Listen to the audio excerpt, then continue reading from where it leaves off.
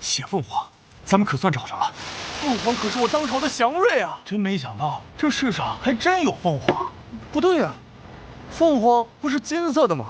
这个凤凰怎么看起来血红血红的？是啊。哎，各位客官，各位客官，花时已到，牡丹开宴。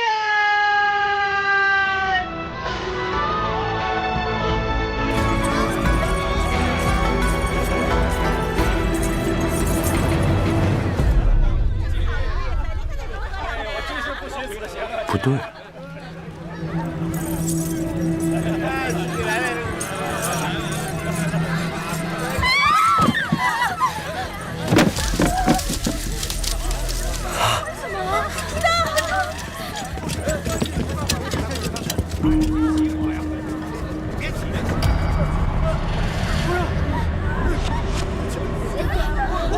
凤凰杀人了！凤凰杀人了！凤凰杀人了！都别动！大理寺卿胡大人在此，我看谁敢造次！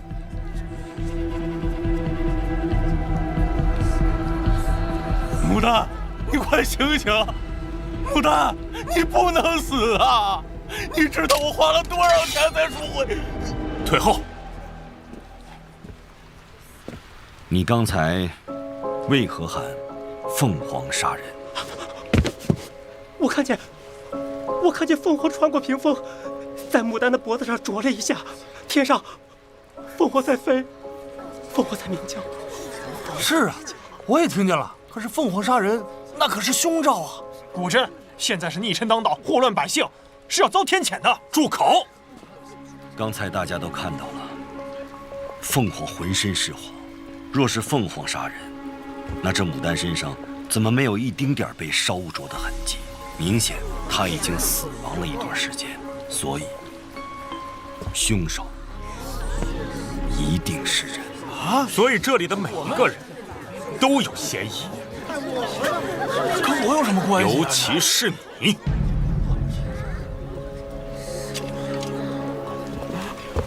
什么意思啊？你以为我没注意到你的袖剑？你说的是这个？哎呀，行走江湖带一件防身的兵器，不过分吧？我看你是想刺杀胡大人吧？我算是长见识了。你们这些官差，不在官府里好好办案，跑到这里来喝花酒，最可疑的是你们吧？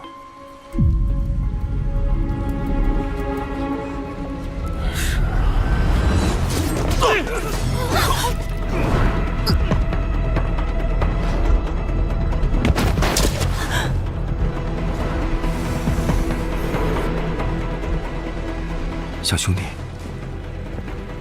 小兄弟，你没事吧？适才属下说的有些或许是正确的。你浑身充满杀气，确实是来寻仇的。笑话，我游山玩水，途经神都罢了，有何仇可寻呢？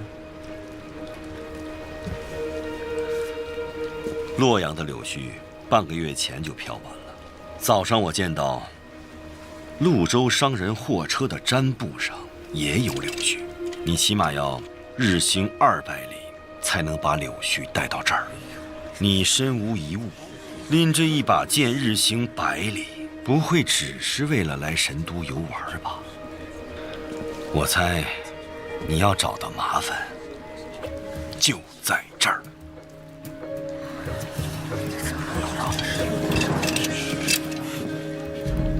如果我能证明凶手另有其人呢？你若能击凶，大理寺定不会污你清白。一言为定，麻烦帮我拿下剑。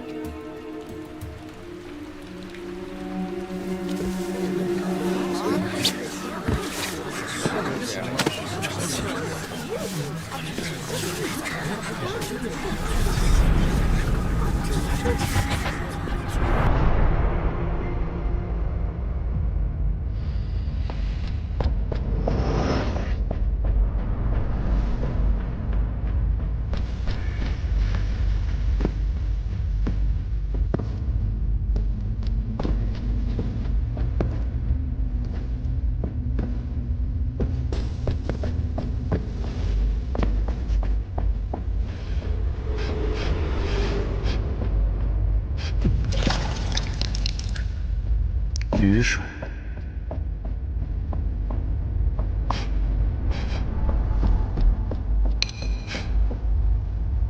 迷药、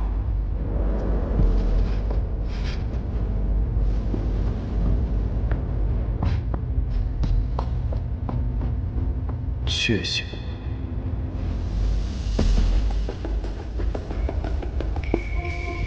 张木儿、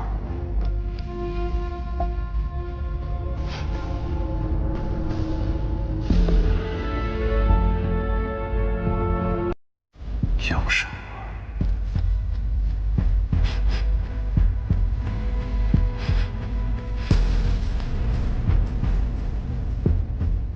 烟熏。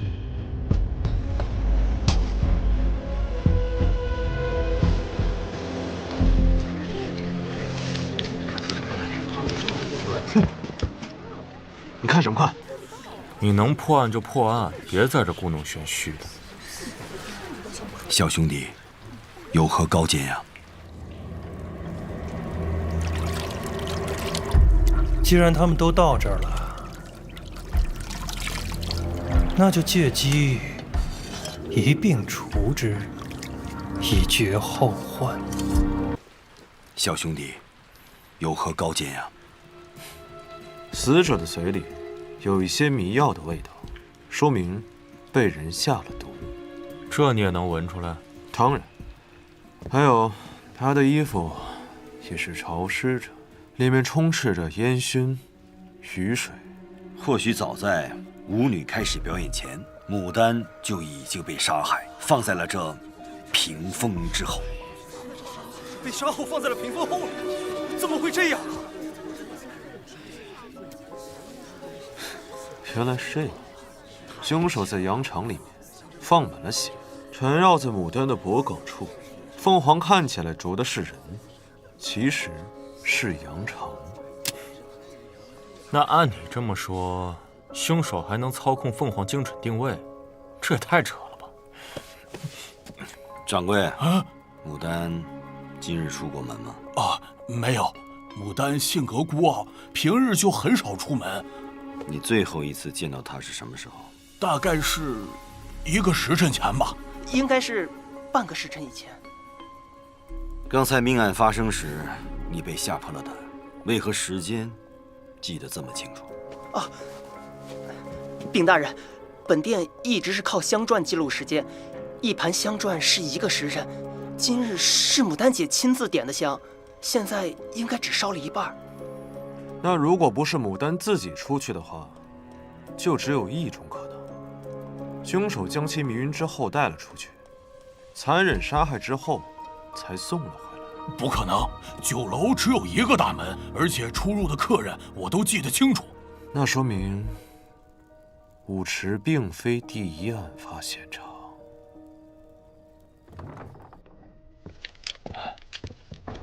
大人，这边请。这里啊，就是牡丹的闺房。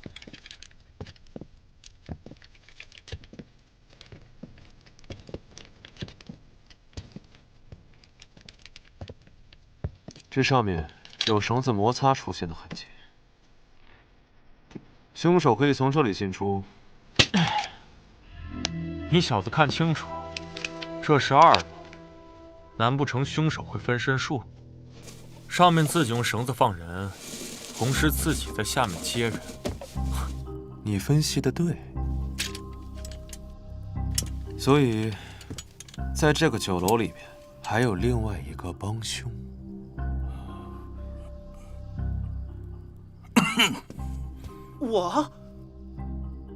我刚见到你时，就闻到一股血腥味儿，知道是菜不新鲜。其实是下雨后，因你太过紧张，搬运尸体时不小心染上了血。血腥味儿，这菜是不新鲜还是？大人，实在是对不住，我马上给您换一盘。对不住，大人。经我无意提醒后，你就趁机换掉了衣服。大人，刚才确实是本店招待不周，实在是对不住了，慢用。你是趁客人没来的时候，就将尸体放到了那屏风之后。我今日在厨房不小心打翻了鸭血，所以身上才有血腥味儿。那要是这么说的话，我还怀疑他呢。他开了2楼牡丹隔壁的天子房，有大把机会下手。怀疑不重要，只要找到你换的那件衣服，看看上面是否有血渍，再和现场比对，一切就真相大白了。大人，我没有杀人，我没有杀人，大人，我没有杀人啊，大人，我没有杀人。胡大人果然搜到了，在地窖里面藏得很隐蔽。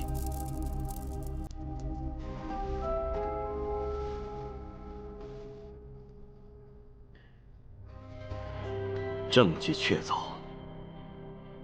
你还有什么话说？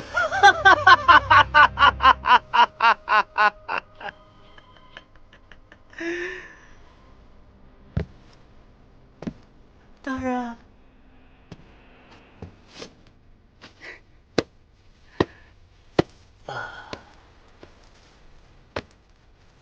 有句话是怎么说来着？哦，对，花开堪折直须折。牡丹这朵花，这辈子够本儿啊！够本儿！我把这个畜生带去！我的报仇！住手！走。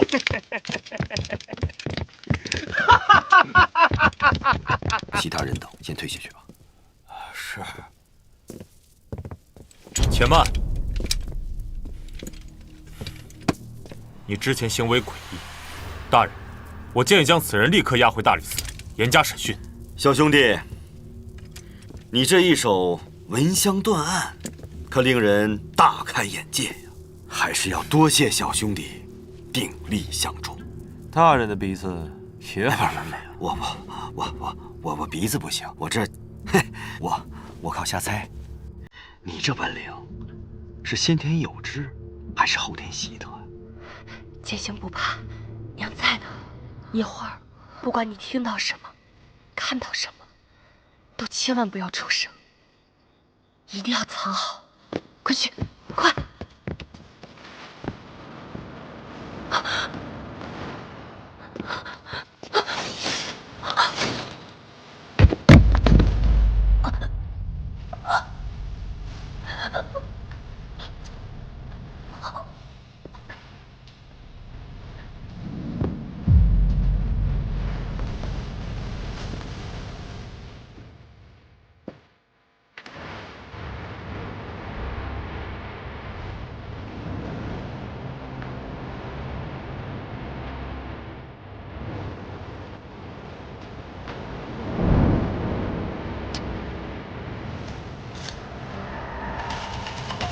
对，还未正式介绍，在下大理寺卿胡正义，贤弟怎么称呼？姓李，名剑兴，剑兴兄弟，哪里人？灵州。好地方。之前我说过，你是来寻仇的，敢问这个仇人是谁呀？寻的便是大理寺卿胡正义。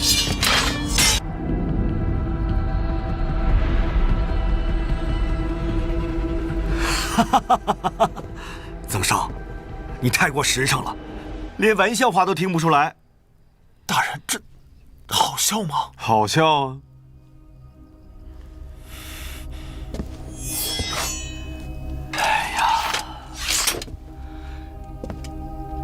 贤弟，你可别小瞧大理寺啊！既然你来了洛阳，大理寺房间多，来暂住几日吧。你就不怕我杀了你？不怕，不怕。哈哈哈！事先你问我为何不在官府办案，反倒跑到酒楼来，那是因为我们听得雪凤凰在线，一路飞到了这片区域，特来查案。神都屡有百姓惨死于凤凰之口。兄弟有此本领，还望能助我们查清真相。在此谢过。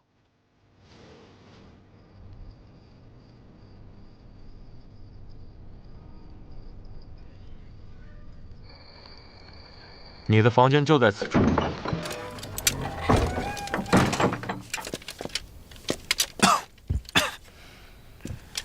这房子半年没人打扫了吧？让你住你就住。我告诉你啊，你现在有重大嫌疑，没事别乱跑。那既然胡大人都已经说了，让我来此暂住，协助调查凤凰案，你有什么资格在这把我当犯人，跟我吆五喝六的？你，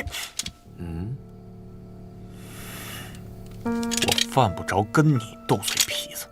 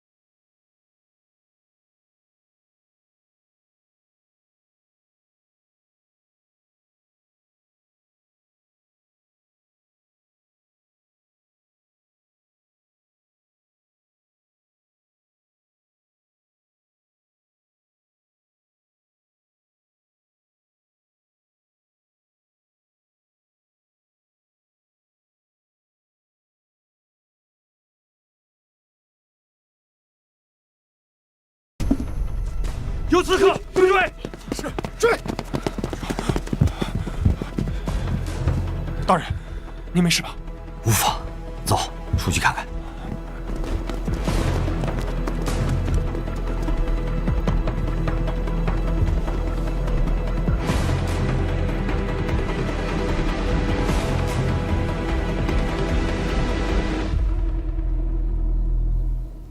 天干物燥，小心火烛。天干物燥，小心火烛。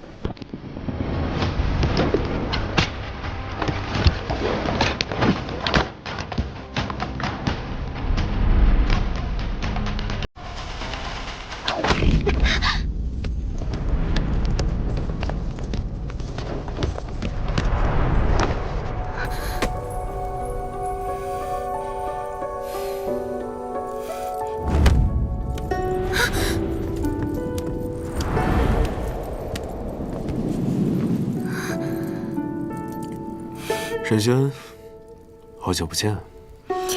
你这狐狸鼻子的确挺灵的，但你贵为狐帝，为何偏要去大理寺当狗啊？我不是说了让你留在灵州吗？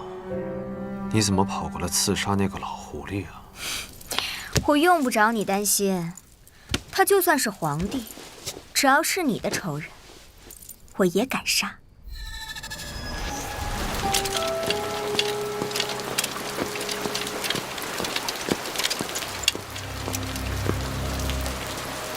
大人，我听说你最近住在福来酒楼。刚入住几日，但尚未找到合适的机会对他下手。以你的身手，不应该呀。自打大人告诉我李家灭门案的真凶就是胡正义，这个名字就如同烙印一样，深深地刻在我心里。但我仍需要查明灭门案背后所有的真相，所以，我需要等。你做事向来有分寸，我信得过，但切莫让我失望。好不容易查到当年的灭门案和胡正义有关，这唯一的线索可不能断了。而且洛阳城最近一直有百姓横死，不能见死不救。你才跟他认识1天，就被他蛊惑了？现在竟然还帮他查起案来了？我倒是觉得这凤凰案没那么简单，应该和当年的灭门案有所关联。可你毕竟是来报仇的，有我在，也算是有个照应。你知道的，我的心意。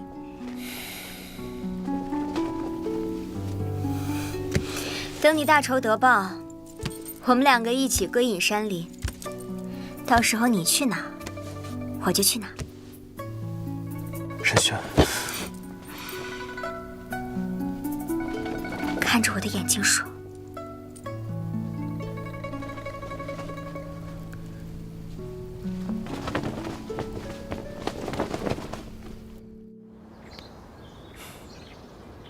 出去吧。是。这么多。根据现场的侦查情况，基本可以推断，昨晚从戊时到卯时，凤凰出现了5次，几乎每个时辰都在死人。有什么眉目吗？尸体是随意丢弃的，毫无规律可言，而且受害者的死亡时间也无法确认。唯一的相似之处是，这些尸体都是还未出阁的少女。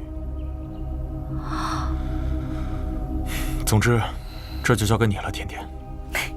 放心吧，曾哥。对了，最近大理寺来了个叫李建兴的，长得人模狗样的，但绝对不是什么好鸟。你记住，无论他跟你说什么，都不要回应。放心，我对胡大人绝对忠诚。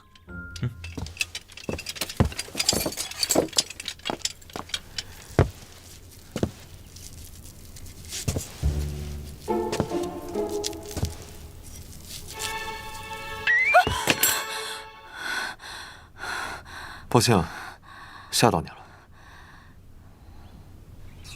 你就是那个人模狗样的李建兴？哦，我不是那个意思。大理寺仵作，宋甜甜。在下李建兴，胡大人请来帮忙的。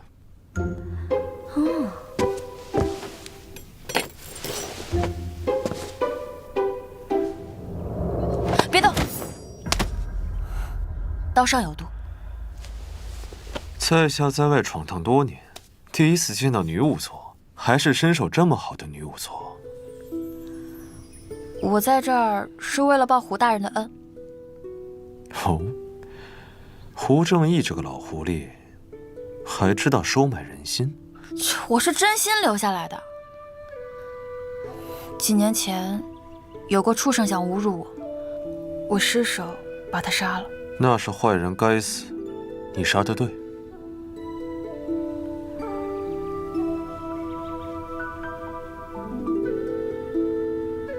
怎么了？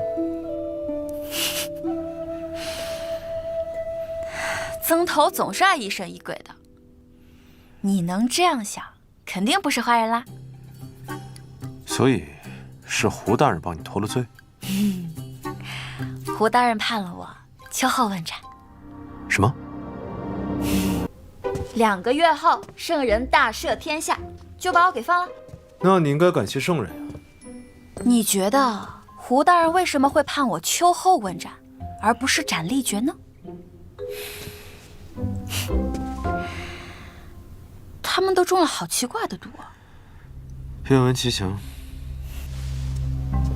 死者是因为流血过多而死，但你看，伤口只有鸟啄般大小，这样大小的伤口是不足以流那么多血的，血会提前凝结。但这些尸体上的血都已经流干了，而且我问过现场的捕快，他们说现场也没有那么多血迹。所以你觉得是下了毒才会流这么多血？不是我觉得，是我验出来的。此毒无色无味，加之伤口又被清洗过，所以很难被发现。难怪我没闻出来。所以你知道这是什么毒吗？不过，你看，这些死者身上都有这样的痕迹，这些痕迹说明死者生前是被倒吊着，就像是被放干了血一样，太残忍了，太歹毒了，这肯定不是什么凤凰作案嘛。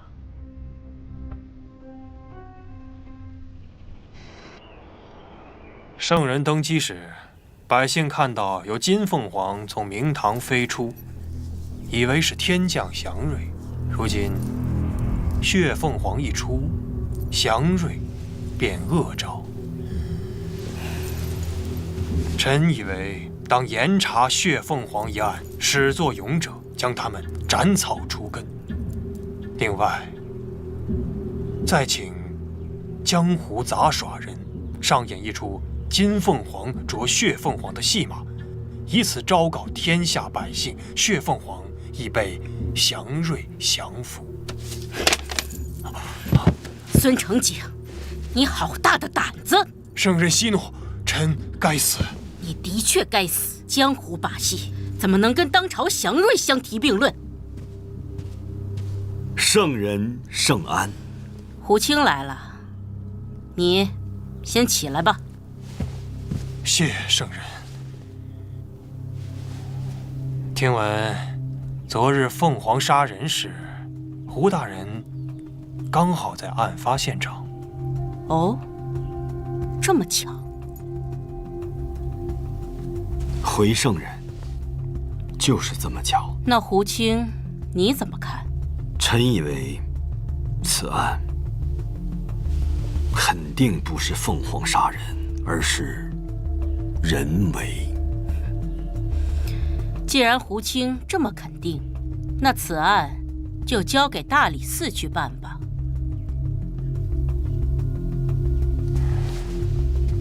圣人既要速查，可否加个时限？毕竟人言可畏啊。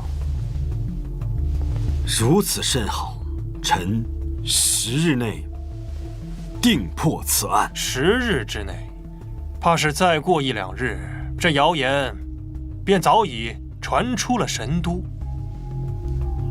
身为大理寺卿，还望胡大人能够为国分忧，早日查明真相，以安民心。胡正义，臣在。朕命你3日内破案，肃正台协办。谨遵圣人圣谕。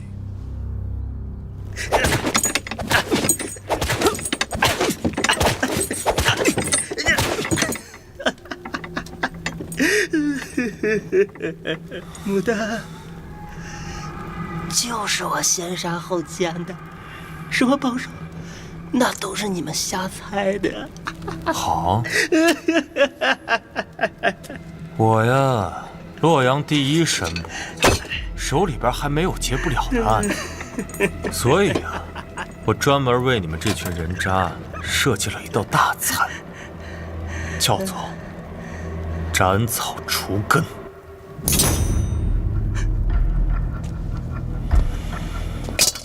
这一刀干脆利落，即便你堕入地府做了一只鬼，也绝对做不了色鬼了。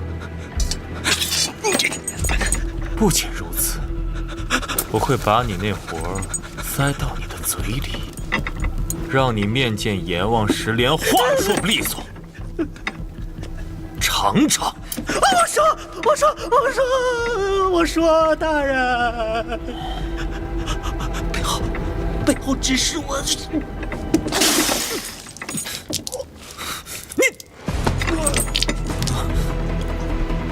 快来人！救我！大人，松绑！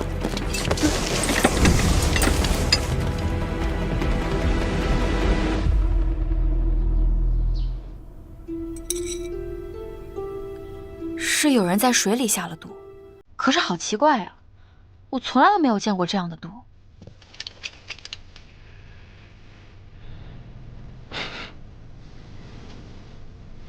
这种毒，我也未曾见过。那唐官死后，我们羁押了给他递水的狱卒，同时，也调查了一直给大理寺送水的老李头。这个老李头死了吧？是，属下失职。唐官的人际关系查了吗？这唐官3年前老家饥荒，逃到了神都，被店家收留。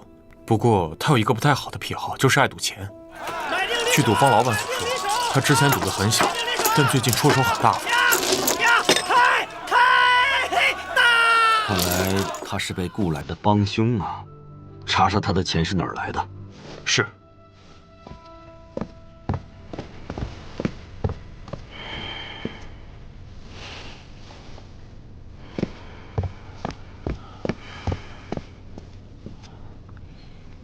大理寺可还住得习惯？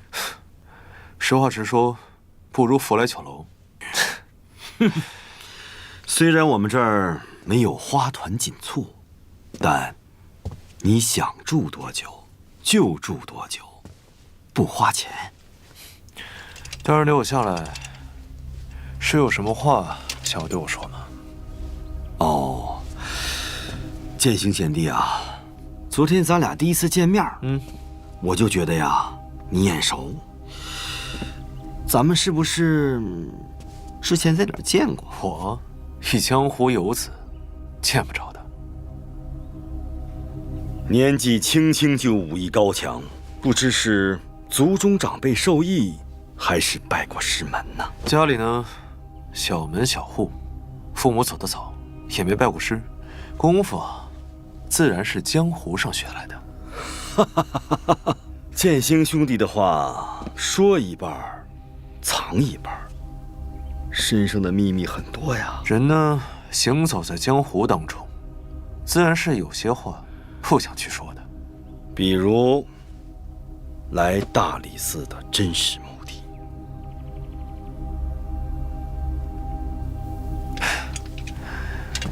大人说笑了，不是你邀请我来的吗？啊，对对，忘了。实不相瞒，凤凰杀人案仵作验尸的结果，让我想起了一桩旧案。什么案子？12年前，李作府灭门案。12年前，大将军李作被指控谋反，正待盛采，岂料家中便闯入了刺客，全家走漏。此事一出，圣人下令要严查凶手，但是真凶至今仍未被抓住。当年案中遇害者的死状几乎和本案一致。若能查明此案，或许就能推断出12年前那桩旧案的真相。鹰嘴钩，当时凶手使用的是一种特制的武器，状如鹰嘴，直插入脖颈、人迎脉。剑星兄弟，你怎么什么都那么清楚啊？行走江湖，略有耳闻。不过10多年来悬案未破，大人不觉得惭愧吗？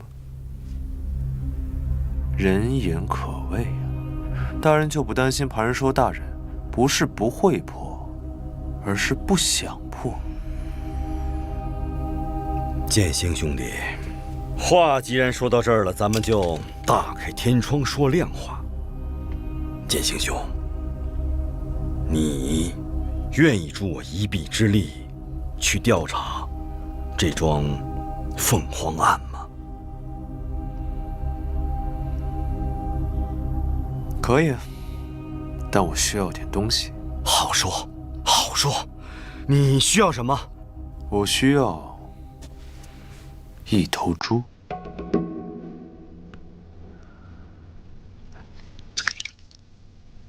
你看我说的吧，伤口会提前凝结的，只能留这么多。一个100多斤重的人，大概有多少血8、9斤吧。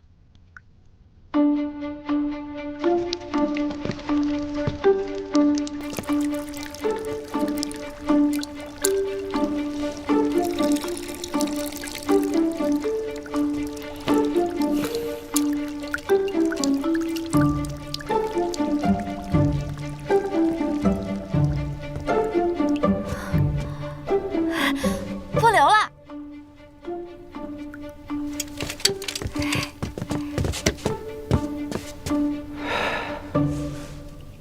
大概1刻钟的时间。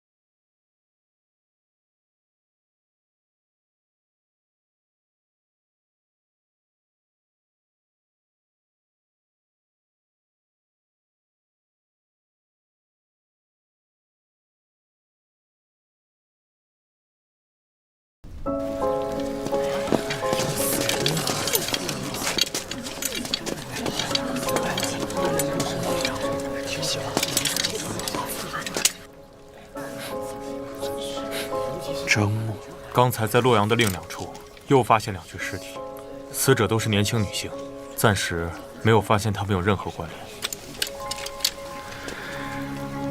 接下来恐怕还会有死者出现，我们需要主动出击。但是抛尸没有规律性，我们又没有办法预测到抛尸地点，怎么抓呢？抓凤凰。地图。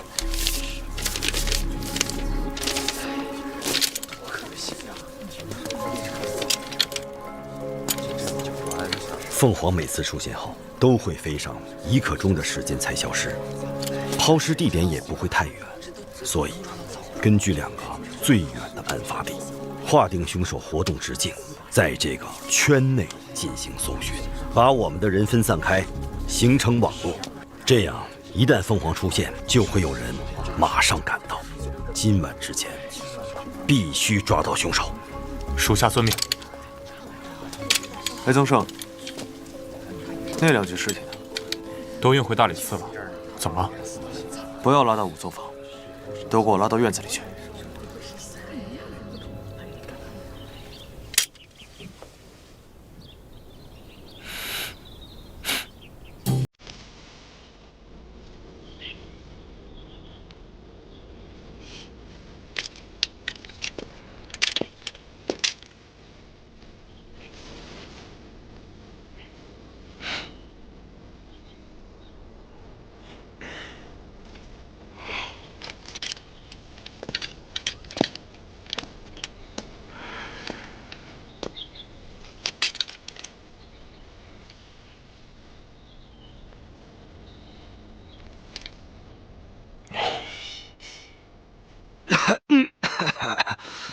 剑心兄弟，你这种查案手法真是清奇自然，让我们大开眼界呀！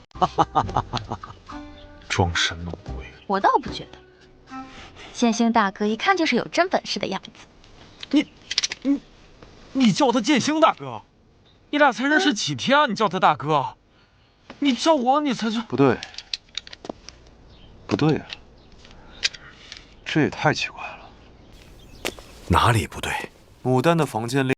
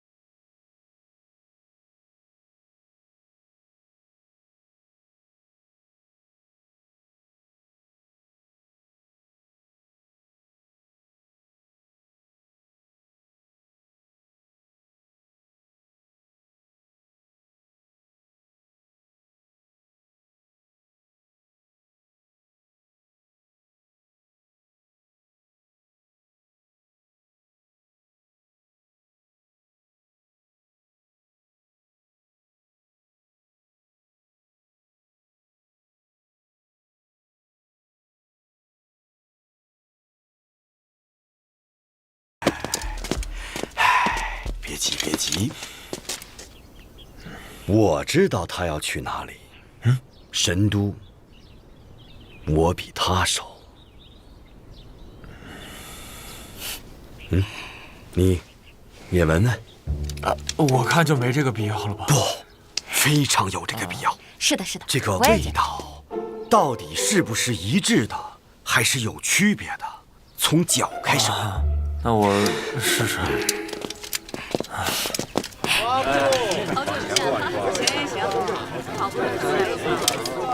樟木的味道一致，这就说明这些女子都在一个有樟木味道的地方待过，而且是大量樟木，少量樟木条根本做不到。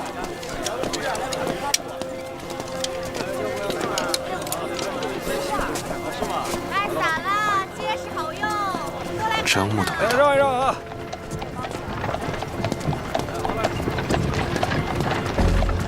就是它。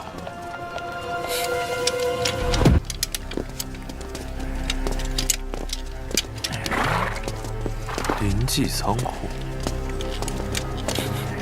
什么人？仓库中敌也敢硬闯？大理寺办案。大理寺？那大人可有腰牌凭证？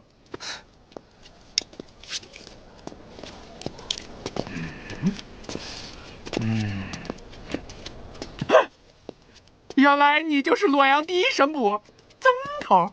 哎呀，笑得有眼无珠。曾班头，请。大理寺曾胜前来查案，管事的何在？哎呀，来了。您就是曾胜？是我。啊，你也是曾胜？哎，那你们到底谁才是曾胜？当然是我。你敢偷我腰牌？给你。曾头，来都来了，那既然你不喜欢我冒充你，那下次我冒充胡大人。去仓库。哎，大人请。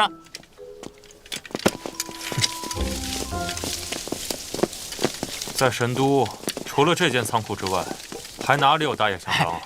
咱神都啊，不产这个大叶香樟啊，充其量啊，也就是老百姓家里有那个樟木条，可以驱虫啊。大人你也知道，从南方运到这里，就是堆在我这里啊，然后再分工送到这个大福仙寺。那最近除了我们，还有谁会进出这间仓库？就是这些搬运工啊。大人里面请。哎，大人就是这儿啊，所有加工好的樟木啊，全在这儿了。啊，胡正义挺有城府。既然都知道樟木的存放位置，刚刚为什么不直言相告啊？胡大人的心思，岂是你这种人能揣测的？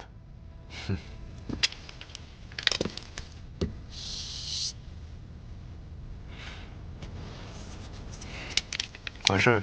哎，这仓库多久没有清洗过了？哎，瞧您说的，按照规定，我们每个月都要清洁仓库的。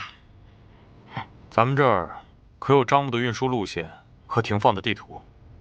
有，小张，地图。啊，去吧去。大叶香樟啊，不是本地树种啊。大人您看啊，这圣人啊要修建大福仙寺啊。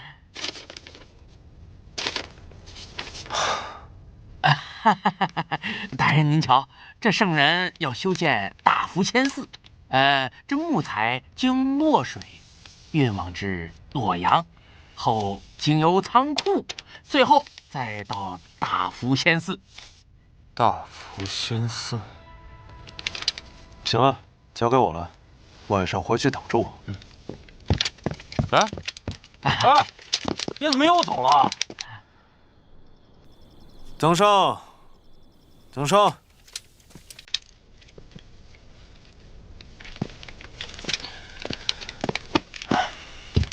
哟，挺认真啊，破案的。怎么样？有什么？看什么呢？你还挺适合这件衣服的，有什么发现吗？哎呀，有些地方没去成，但不过目前查探到的地方来看，香樟味浓郁，并没有血腥味。有没有可能这些女孩都在有樟木熏香的地方待过？学着点啊！新樟木和旧樟木之间的味道是有细微之差的。闻了大福仙寺和仓库，可以很肯定的一件事，就是新樟木的味道。我姑且相信你的那套气味理论。那第一起酒楼的案子中，牡丹消失了大概半个时辰。我们减去放血用的1刻钟，还剩下3刻钟。你有把握在3刻钟内抱着人跑这样一个来回吗？酒楼到大福仙寺不行，酒楼到仓库也不行。谅你也不行。那就是在运输途中染上的。那更不可能了。运送尸体的时候，尸体一定是被包裹住的，即便是遇上了，也很难覆盖到衣服上。那要你这么说，这3个地方都有可能成为杀人取血的地点。那凶手是怎么做到在这3个地方用半个时辰完成杀人放血的？倒是奇了怪了，哪儿出问题了？我知道了，你狗鼻子出问题了。谁是狗鼻子？你才是。总之，我会将此事禀告胡大人。我们应该还要去一趟酒楼，毕竟那是第一案发现场。或许我们疏漏了什么线索。还算有点聪明。走吧。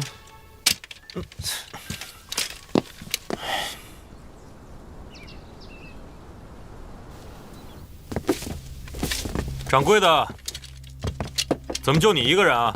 大人，我们这几日不开张。无妨，我们就是来溜达溜达。这福来酒楼在神都颇有名气，如今竟落得如此冷清啊！大人您也知道，发生那么大的事儿，客人们都不愿意来了，伙计们也都走光了，现在就剩我一个人在这打打杂什么的。杂役啊，这几日有没有什么可疑人员？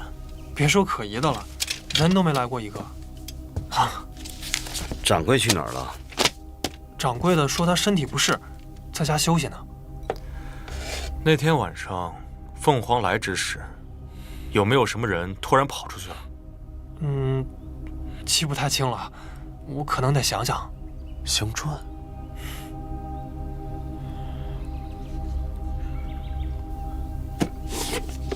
大人，这个是事发前新买的香粉。哎，奇怪，这只用了1次，怎么少了2盒啊？有人偷偷换掉了香砖。那就对了。事发当天，我们每个人都见过牡丹。当时堂官提醒我们，牡丹点燃了一支香砖，于是，在众人的潜意识里面，通过香砖倒推见到牡丹的时间。但殊不知，有人偷偷换掉了已经燃烧掉1半的香砖，如此便在众人的潜意识里面缩短了牡丹失踪的时间。所以，之后的命案，大约都是每隔1个时辰发生1次。这样的话，仓库和大福仙寺都有可能是第1现场。但我还是想不明白，为什么他们一定要把尸体送回酒楼呢？因为他们想拉我下水呀。看上去好像是针对圣人继位，其实主要对付的是我呀。大人，此话怎讲啊？这起案子，只要我在现场，就只能交给大理寺来查。这起案子还牵扯着圣人继位时出现的凤凰祥瑞。我若查，必然会牵扯出圣人登基时的旧事；我若不查，军令状为先，之后便是革职。此案一箭双雕，看似拿捏圣人，实则也顺手除掉我。大人，当今朝中与您不对付的只有孙承景一党，可如果真是他干的，他就不怕没把您拉下水，反而把自己的荣华富贵给搭进去了。或许有什么无比重要的理由，使他即便丢掉自己的荣华富贵，也要把我拉下水。掌柜，哎，你说这个仓库的钥匙，你们这儿都有谁有啊？只有杂役小郭他有。那他有没有可能交给别人？这绝对不可能，因为我一开始就叮嘱过他，如果他把钥匙借给别人，万一这仓库丢什么东西，我绝对饶不了他。他会借给那个堂官吗？那绝对不会。那个堂官呢，他虽然说平时比较勤快，但是他手脚不干净，这点啊我们都知道。那牡丹宴开始前，杂役在什么地方？他应该是在后院忙活，平时他还做一些运输的事儿。他从什么时间开始来您这儿干活的？大概1个多月前吧。曾上，之前你们也查到，那个堂官也是1个月前才突然开始有钱的。是的。那杂役平日里有没有什么习惯呀？啊，他平时喜欢鼓捣些花花草草的，还有就是特别爱干净。花花草草。掌柜，方便您带我们去您后院看看吗？这个位置刚好可以看到死者的房间。那如果那天有人想要从这儿搬运尸体的话，就必须要先确保这个院子没有人。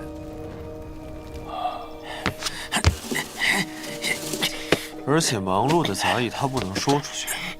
走。那如果这件事情想要绝对的万无一失的话，各位，那这个人其实就是杂役他自己。是你杀的牡丹。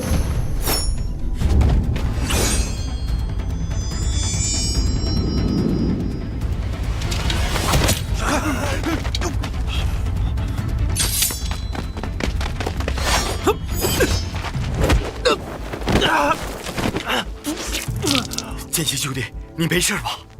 没事。别动，跟我回大理寺。他中了血毒，该求饶的是你们。天神血火，普照苍穹，祭蒙此光，永驻乾坤！啊！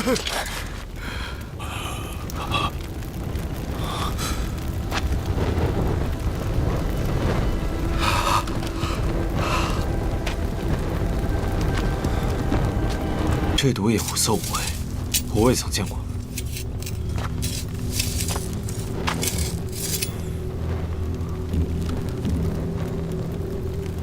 大人，身上全是厌食的粉末，厌食易于引火。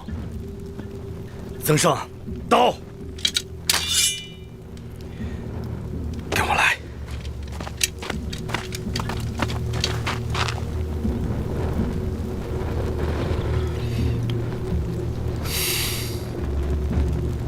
曾生，去找根树枝。给，一会儿别喊出声，弄昏过去，我可不负责扛你。给我拿开！我但凡叫一声，你以后就是我义父了。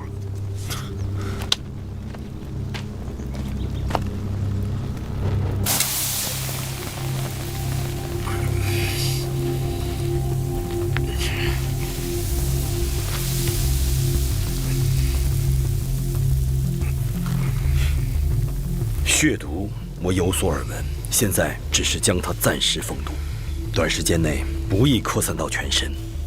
不过，这只是权宜之计，不能根除。无妨，我定会找到背后之人。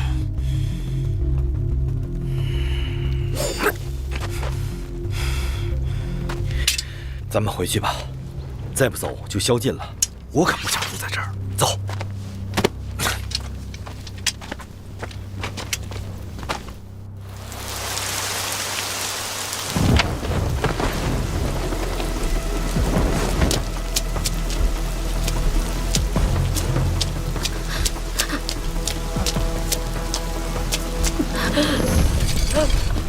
我呀，鬼啊！滚！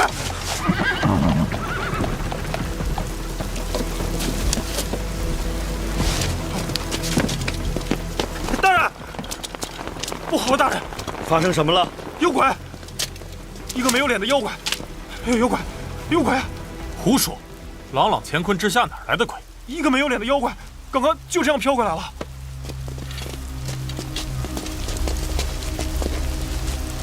这就是你说的没脸的妖怪？奇怪了，刚才确实没脸呢。伤口已治，都是嗜血过多而死。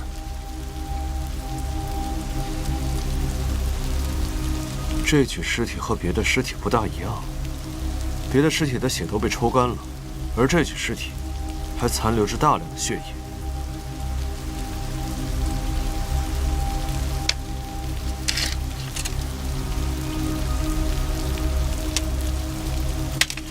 我们离开酒楼不到半个时辰，这样算来，又出现了一个新的凶手。这名死者伤得不轻了，却依然能够使用轻功，可见功夫出神入化。小小年纪竟有如此轻功，江湖上还有这等人物？道行大师的轻功很是了得。我听说他有一个女儿，自幼天赋异禀，继承了他的衣钵。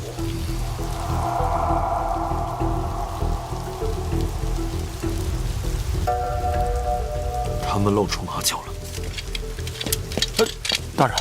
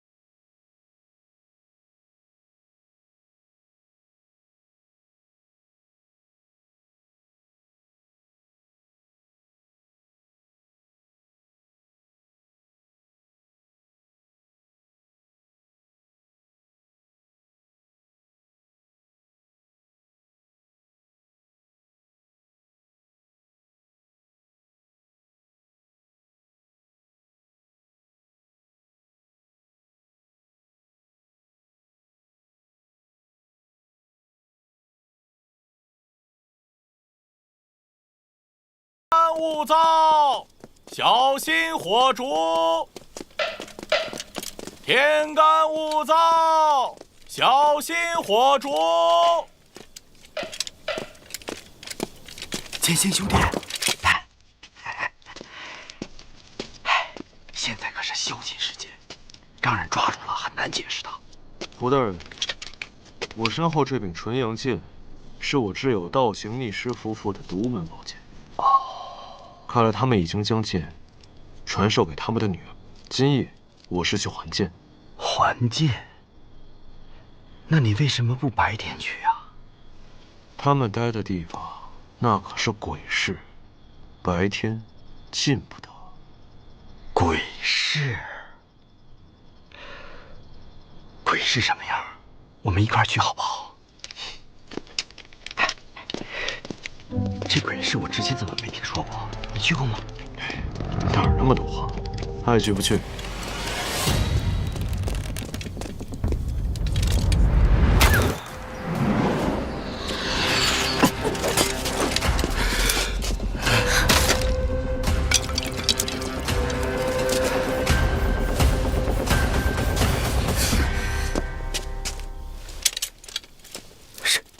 什么情况？剑剑兄弟，你没事吧？无碍，剑没伤到。真没想到，一日之内，已经救了我2次。胡某欠你一条命。胡大人，说不定未来哪天，我真的让你还。好，只要不违背道义和原则，你尽可以提条件。开个玩笑，胡大人不必太在意。好，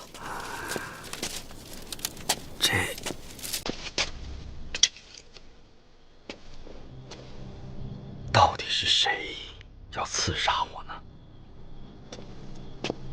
这支箭跟之前射入大理寺的那支形制是一样的，这是雀鹰的羽鸡。雀鸟通常都饲养在城北的萧山、军备司的老巢，估计是某些早就看不惯大理寺的贪官污吏，要趁机除掉我。哼，看来当然在朝堂上面也不大会做人。你鼻子灵，你闻闻。哎，我又不是狗，你说让我闻我就闻。剑兴贤弟，你都救了我2次命了，咱们是生死兄弟呀！啊，闻闻吧，啊，乖，闻出线索也好有防备啊，对吧？应该是桦木。桦木。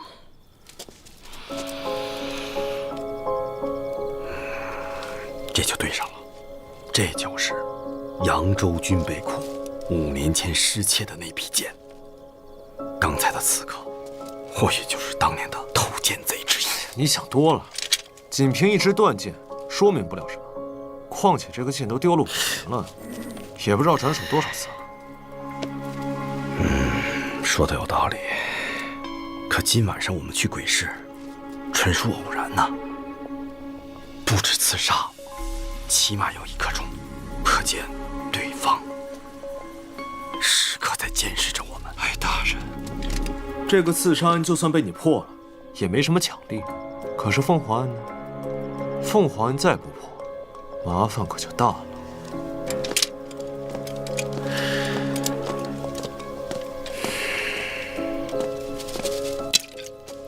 等等我！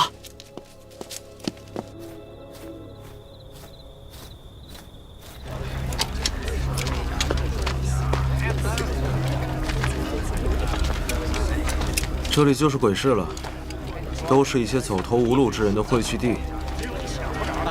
胡大人，这里瘴气横生，随时随地都有可能被迷晕，小心。难怪，那这里也算是易守难攻了。啊，对了，你对这儿怎么这么了解啊？朝堂之上的事情，我没你清楚。不过在江湖上，我知道的一定比你多。就这么笃定？当然，要是没有我，你在这片鬼市里绝对找不到倒行逆施的。看来你是小瞧我跟人打交道的能力了。打个赌，2两银子。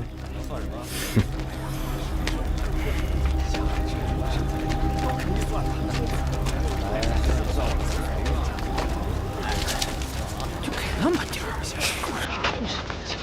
这位大爷，请问倒行逆施2位天师住在哪里啊？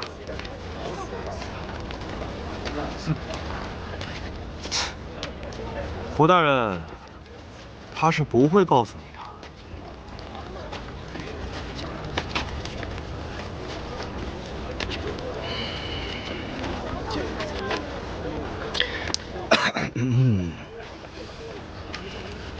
我告诉你，这些都是见不得光的人，被通缉的，有仇家的，无处可去的，就你。一生灭口，万一是来寻仇的，他岂不是害了你？看来你是这儿的熟人了。